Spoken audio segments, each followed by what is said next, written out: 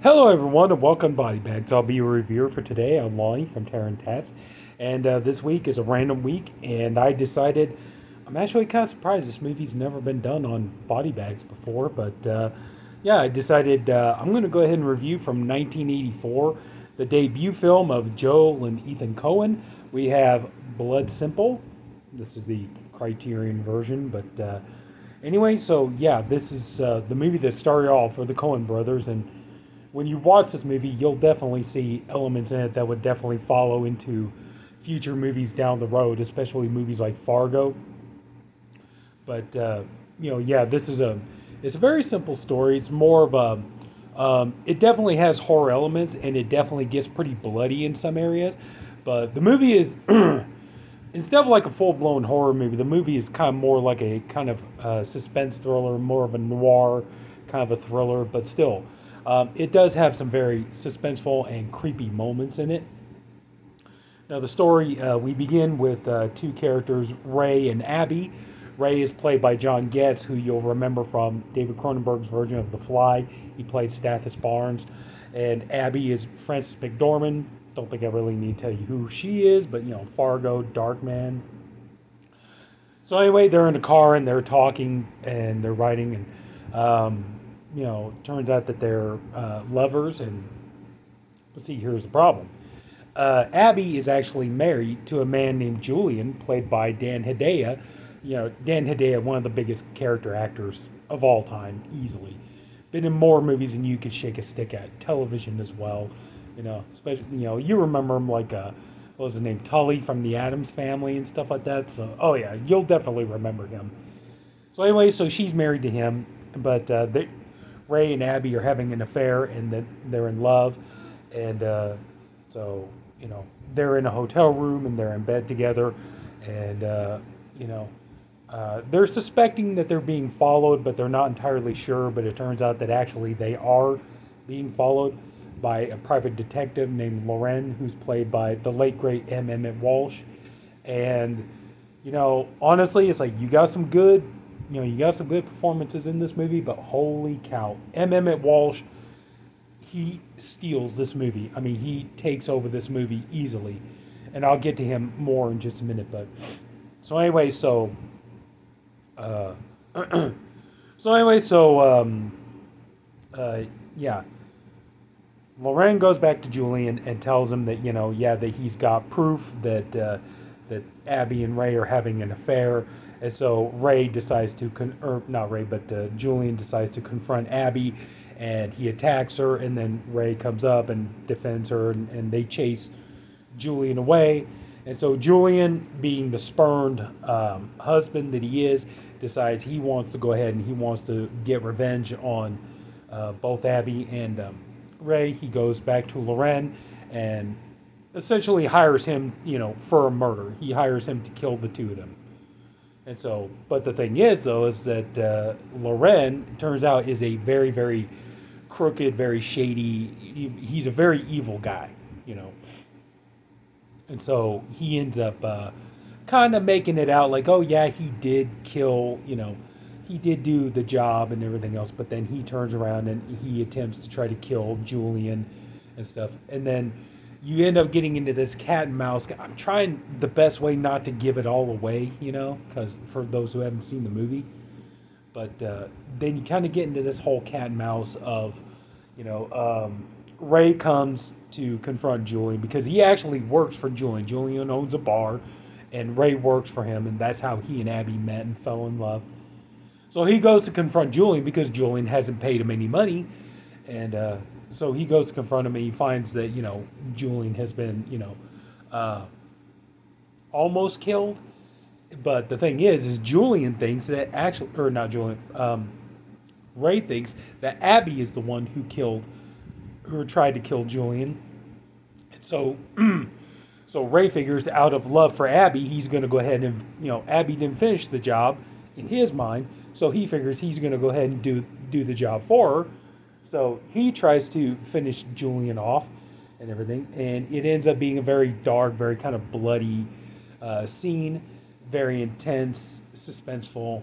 And like I said, there's like one point, like you got the scene here where Julian is crawling on the road, and you can see, you can't really see it because of the glare, but you see Ray there in the background. He's like trying to pick Julian up off the road, and there's kind of the scene, same thing in like Fargo, where he's trying to ditch the body, but he's on the side of the road trying to ditch the body, but you got the other way, you got a car coming, so very suspenseful and stuff like this. So anyway, the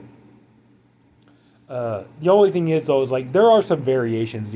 Fargo did it a little bit differently, but anyway, so now you have this rift going between Abby and Ray, because now he suspects that she tried to kill Julian, and she's starting to suspect that he tried to kill Julian and stuff like this. And then now you got Loren, who is basically like he wants to pretty much tie up any loose ends, and anything that connects to him he wants to basically do away with. And so he decides to go on a murderous spree to go after Abby and Ray and try to finish everything, kind of finish what he started, so that he can, yeah. So, I think that's pretty much about where I'm going to leave it. Like, it's really, really hard trying to talk about movies like these because, there are twists and turns. There, and you don't, you're trying not to give away any spoilers. But anyway, I think I'll just go ahead and leave it at that. Excuse me. This is a really, really good film. It is a slow burn. Takes a little bit to get going, but once it gets going, man, it packs a wallop. Like I said, you could definitely see elements in this movie that will definitely become trademarks in future Coen films down the road. But, if you are a Coen Brothers fan, if you like some of their movies like Fargo or Burn After Reading, maybe not so much like their flat-out comedies, not something like so much like Big Lebowski or Raising Arizona, but if you're into kind of their more like kind of suspense thriller type films, like I said, kind of like, their movies. The one thing is, though, is like, usually movies like Fargo or Burn After Reading, like usually those movies kind of start off kind of funny and humorous, and then segue into a very dark, very like unexpected dark turn. Where this movie is pretty much it. There's really that is probably the one thing, this being their first film, there really is no humor in this movie. If it is, I missed it. But this movie is much more, it's more about suspense. It's more about creating tension. It's beautifully shot. It's a well-made film. The director of photography was Barry Sonnenfeld, who would go on and make movies like Addams Family and Men in Black. The performances, John Getz is really good. Dan Hedaya is, he's appropriately gross and sleazy enough as Julian. And Frances McDormand, I would say, honestly, her performance in this is a little bit stiff, but, you got to figure this is pretty much, I think this is pretty much the first movie she ever did. But, I mean, obviously, she would go on to win Academy Awards and stuff like this. So, yeah, but even still, she does a fine job. But I will say, though, in terms of acting, my God, Emmett Walsh, he's the star of the show. He's the one you really want to watch. He is so disgusting, and, he's almost unwatchable as Loren. But it's just, you could tell, like, he is playing it for everything it's worth. And he is just having so much glee playing this repulsive, disgusting character. But I would say, yeah, he is kind of the star of the show. But yeah, there are some moments that do make you kind of wince, but overall, yeah, I would definitely say, Blood Simple is definitely worth a watch.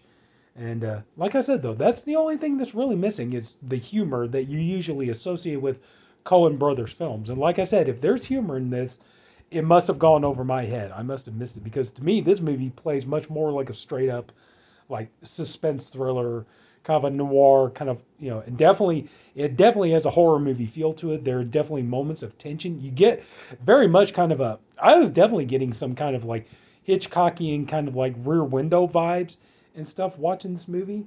But overall, yeah, it's a really good, solid first effort from the Coen brothers. And, now obviously they just moved on, having a career, for decades and everything, just going on strength to strength to strength. and everything else. But Blood Simple is definitely a good start for these two. So, and I would definitely recommend it though. Like I said, if you're into kind of good kind of suspense thriller and noir films, yeah.